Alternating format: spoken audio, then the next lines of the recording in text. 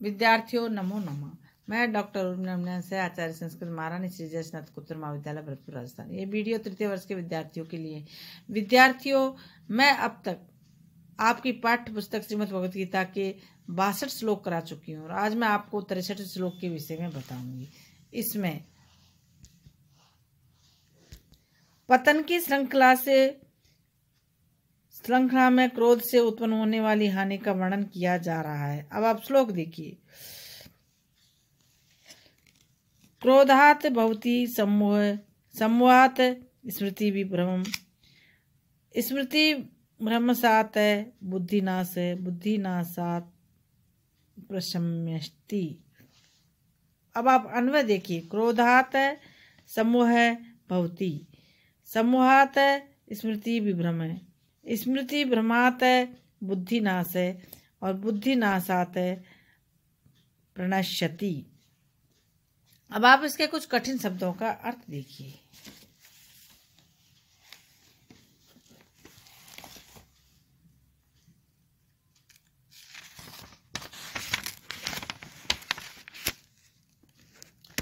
क्रोधात का भाव शब्दार्थ है क्रोध से, सम्मोह का शाब्दिक अर्थ है अज्ञान, उचित और अनुचित कार्य का विवेक न होना। सम्मोहात का अर्थ है अज्ञान के कारण। स्मृति विभ्रम का शाब्दिक अर्थ है स्मृति उत्पन्न करने के कारण होने पर भी स्मृति उत्पन्न न होना। ब्रह्ममयी चित्तवृत्ति का उत्पन्न न होना। स्मृति भ्रमसात का शाब्दिक अर्थ है स्मृति नष्ट होने से। बुद्धिनाश का शाब्दिक अर्थ है मैं ही ब्रह्म हूँ, यह ज्ञान बाधित हो जाता है। बुद्धिनाशात का शाब्दिक अर्थ है बुद्धि के नष्ट हो जाने से। प्रणश्यति का शाब्दिक नष्ट हो जाता है, अर्थात ब्रह्म ज्ञान के अभाव में प्राणी संसार रूप कारागार में पड़कर कभी मुक्त नहीं होता। अब आप हिंदी अनुवाद देखिए। क्रोध से मूढ़ भाव पैदा हो जाता है, फिर मूढ़ भाव से मेरा क्या कर्तव्य है ऐसी स्मरण शक्ति भ्रमित हो जाती है। तब स्मृति विभ्रम से भले बुरे का ज्ञान नष्ट हो जाता है और फिर बुद्धिनाश से यह पुरुष अपने श्रेष्ठ पथ में से गिर जाता है। अब आप व्याख्या देखिए। श्री कृष्ण का अर्जुन के प्रति उपदेश है कि जो व्यक्ति क्रोध करता है, अकारण दूसरों का अपकार करता है, उसे उचित एवं अनुचित कार्य का विवेक नहीं रहता। अज्ञान के कारण वह अपने गुरुजनों का भी अपकार कर देता है।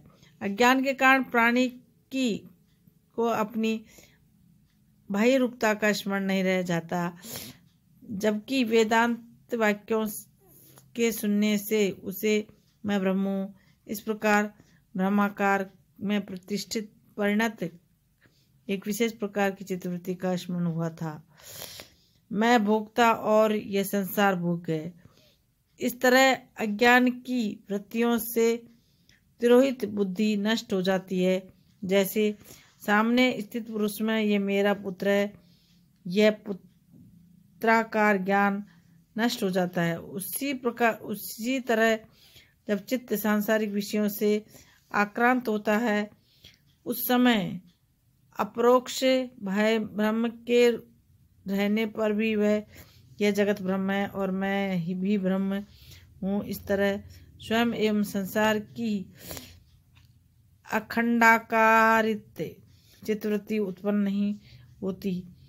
अपनी आत्मा की बाह्य रूपता का ज्ञान न होने से प्राणी स्वयं नष्ट हो जाता है और ये संसार रूपी कारागार में पड़कर कभी मुक्त नहीं हो पाता।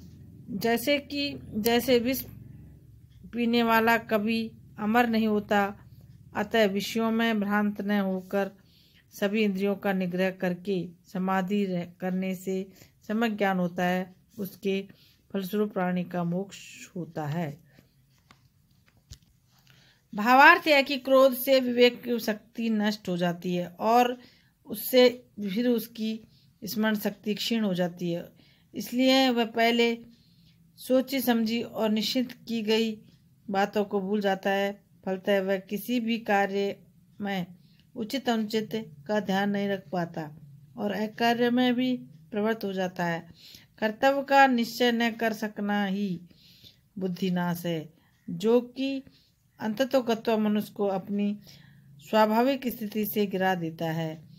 उसमें कटुता, कठोरता, जड़ता, कायरता, हिंसा आदि दुर्गुणों को उत्पन्न कर उसे नष्ट ही कर सकता है। मन का संयम करने वाले पुरुष में ये दोष नहीं पाते।